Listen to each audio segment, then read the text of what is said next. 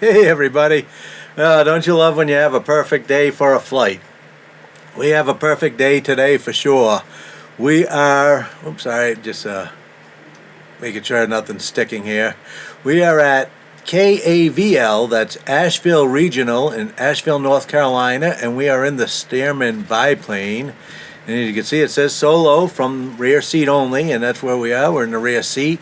And we're going to have a beautiful flight here around Asheville. We're going to test out some new settings, including a registry change that I was made aware of that actually restores a feature to the Nvidia control panel that has been gone for a while. And I restored it using the registry fix. And I'm testing it out and been testing it out along with the, not the latest driver, I'm still on 546.01, but it is the latest version of the SIM update and so forth, and it's really flying nicely here. This is really moving along quite sweet in my headset here as I'm looking around. You got to be a bit careful with a tail dragger. I can't rubberneck quite as much. Plane isn't quite as easy to keep it going straight as some of the others. I'm just raising my seat here a little bit. Oops, yeah, you know what I mean? Just stop paying attention for 2 seconds and next thing you know you're off course. Yeah, looking really sweet here in my headset, using the Quest headset. And as far as reading the digits and numbers, I can read everything here. I can read the numbers on my compass card. I can read even the small numbers for the barometric pressure, and a lot of times those are very hard to read, but I can even read that. I can make that out. Seems to be flying very smoothly here, and graphics are looking really, really nice. But yeah, I can read my barometric pressure. All the smallest numbers I can read quite clearly. I can make out all the individual lines, the divisions, the compass card. Everything is really crystal clear right now in my Quest 2 headset.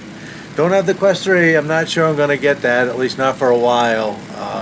Just circumstances aren't going to allow me to get anything new for a while. But the Quest 2 is still good for me. This is a 3070, RTX 3070. It's the AMD Ryzen 5900, and it's a laptop. And I am flying with virtual desktop with the virtual desktop OpenXR streamer.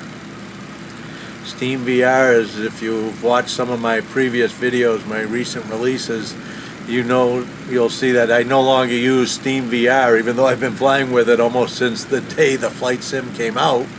I'm no longer using it, don't need it. The virtual desktop, along with the virtual desktop streamer, the streamer is what you install on your desktop computer or your laptop, and the virtual desktop app is actually installed within the Quest headset. And the developer has embedded a native OpenXR platform called VDXR, Virtual Desktop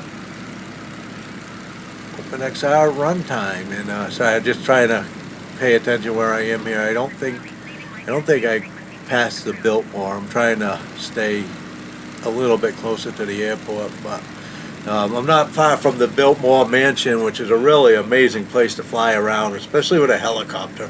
But here in North Carolina, there's a lot of beautiful, like many places in the world, a lot of beautiful scenery here with the mountains and so forth. And so I'm going to fly here a little bit. We're going to just enjoy the flight. Nothing crazy. I'm not going to do. I might do a little low-level flying down along the river on the way back to the airport.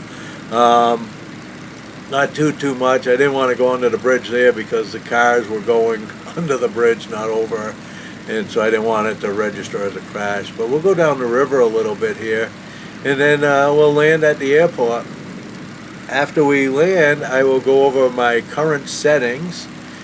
And you can, of course, fast forward to that if you're not interested in watching the flight. But the settings are mostly what I've had in my recent settings video.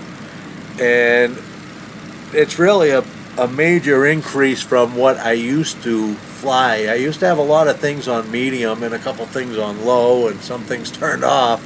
But as you'll see, and yeah, this is looking really sweet. Look at this, the reflection, the trees, everything's looking really nice. It's going by really smoothly in my headset. So whoops, meant to turn on the smoke. I turned off my strobe. Not that anyone's going to see it here. And whoops, got to go down under the high tension wires there. Even though they don't go across, the towers were there. So anyways, yeah, it's some good settings in the control panel. Oh, there's my smoke. Okay, good, making sure it's there. I got the quality settings in the Nvidia control panel is actually running right now on high quality, not maximum performance, not performance, but high quality. And I got the other settings in the game. I have a lot of them set on high. My trees, my buildings, my terrain vector. I think the grass and bushes are either low or medium. I have bloom enabled. I have my reflections turned up, my ground shadows turned on. I'm going to go through all the settings definitely here at the end of the flight once we land. Oh yeah, there's my smoke trail. Okay. So we're going to do a low pass here on the, let's see, I don't think it's a defunct runway anymore. I think it's the taxiway now.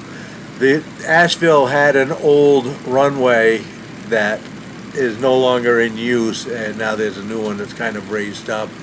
Oh yeah, there's a runway over to the right. But we're going to go down, I'll do a low level along the taxiway here. See how it performs with some buildings. And you can see I don't have much on for airplane traffic, but even if I did, there's not a lot of traffic here at Ashville normally anyways.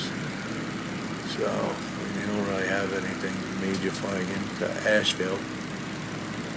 So, yeah, that wasn't too bad. I didn't really notice too much stutters or anything, and I haven't had any of the glitches. I don't know if you've remember or if you've watched any of my previous videos. There was a period where I was getting a weird glitch almost every minute and a half. It was a very weird thing. It was just almost like a pause for half a second, like something was loading, and I couldn't do anything. Nothing I tried would get rid of that, but I was actually able to do something at some point, or the update fixed it. I don't know, because I have not had that in any flights now for quite a while.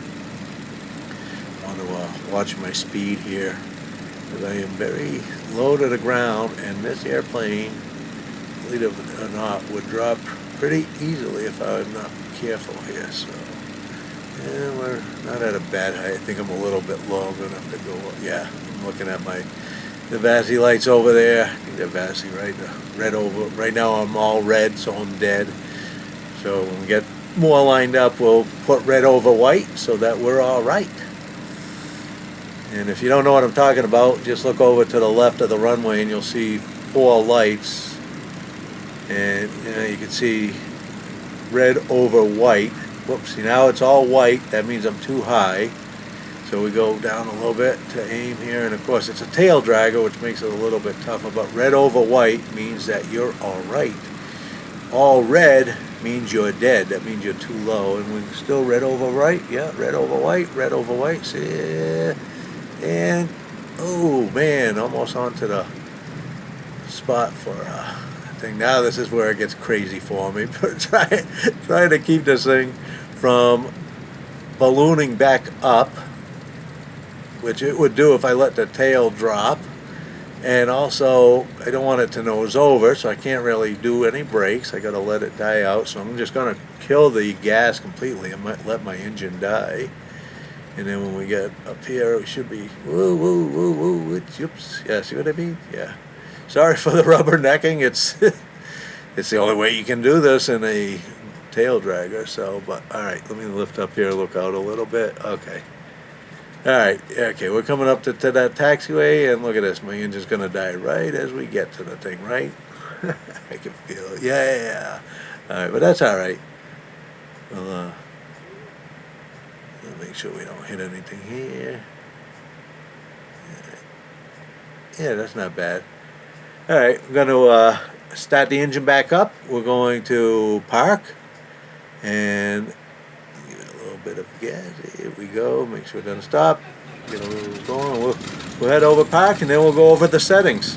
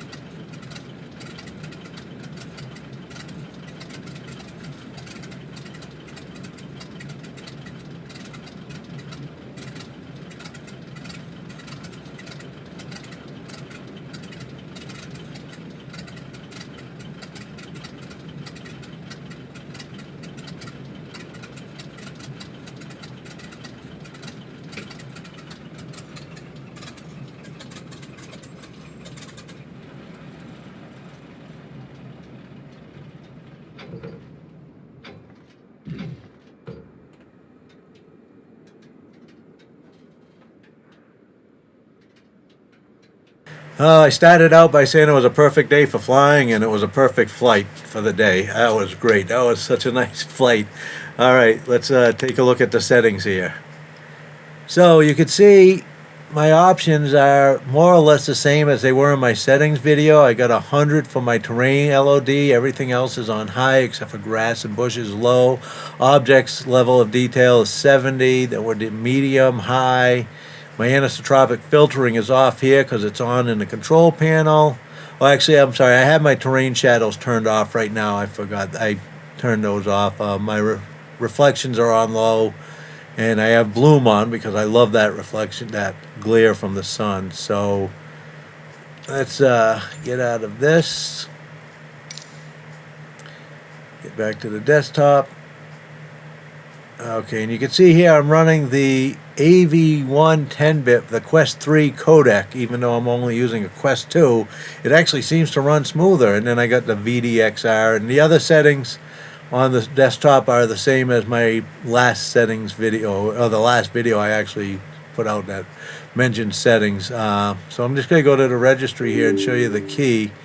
There is a video about this, and I'll put it in the link. If you are not familiar with the registry or not comfortable, then you may not want to try this. But it's in the current control set service, and it's under the HK local machine, HKLM registry key, and you want to find this one here, and you want to change the D-word value from 1 to 0. So by changing it from 1 to 0 and hitting OK, they checking the registry path there. By changing that, when we open up the control panel here and we go to the manage 3D settings, you can see image sharpening has the sharpening and the grain capability here. And I've been experimenting. Right now 65 seems to be pretty good, 71 wasn't so good, and I haven't really changed the grain part at all. You can see my other settings. Like I said, the anisotropic is 16 here. I got low latency at ultra, preferred performance for power, then clamp, and then high quality for my texture filtering, and then trilinear on and frames too. And it's been awesome. Hey, thanks for watching. We'll see you in the skies.